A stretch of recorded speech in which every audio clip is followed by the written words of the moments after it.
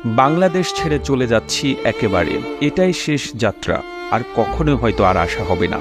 ২০ বছর বয়সে নিজের পরিবারের জন্য এবং নিজের ভবিষ্যৎ সুন্দর করার জন্য জার্মানিতে পাড়ি জমিয়েছিলাম। আজ থেকে ঠিক ১৫ বছর আগে ঢাকায় দুটি ফ্ল্যাট কিনেছিলাম আমার নিজের টাকায়।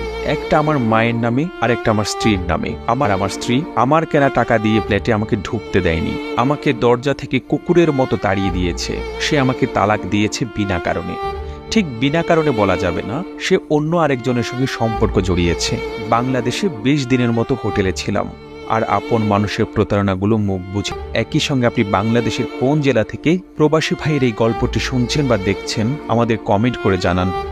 নিজের আপন স্ত্রীর বেঈমানি সবকিছু আমাকে বিপর্যস্ত করে ফেলেছে, মেন্টালি ভেঙে টুকরো টুকরো করে ফেলেছে।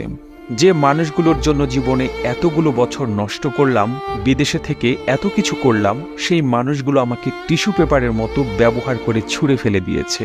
এমনটাই হওয়ার ছিল, এটাই হয়তো ভাগ্যের লেখা। আমি অনেক কষ্ট পেয়েছি, অনেক কিছু শিখেছি, তার মানে এই না আমি শেষ হয়ে গেছি, আমি নিঃস্ব হয়ে গিয়েছি। এরকম ফ্ল্যাট আরো 10টা কেনার সামর্থ্য সৃষ্টিকর্তা আমাকে দিয়েছে, কিন্তু কোনো লোভ দেয়নি, কোনো অহংকার দেয়নি। কারো প্রতি কোনো অভিযোগ নেই, কোথাও কোনো বিচার দেব না। বিচার এক জায়গায় দিয়ে রেখেছি, তিনি নিশ্চয়ই সবকিছুর ঊর্ধ্বে নিরপেক্ষ বিচারক। লেখাটি বিদেশ থেকে ফেরত আসা এক প্রবাসী ভাইয়ের জীবনের গল্প।